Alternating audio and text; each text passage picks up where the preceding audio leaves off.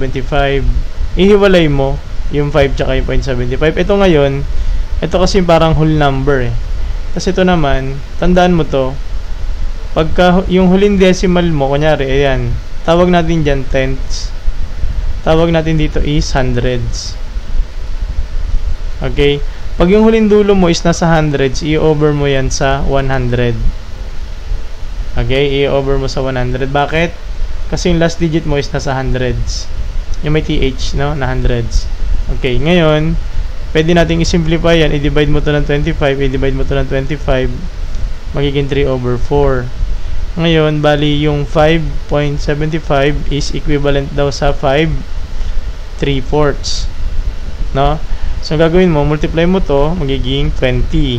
Plus 3. Plus yan, ito multiply. So, magiging 23. Tapos, copyahin mo yung denominator. Gawing improper. Very good, Mama ni Jane, no? So, magiging ano sagot? Ay, 4 pala, sorry.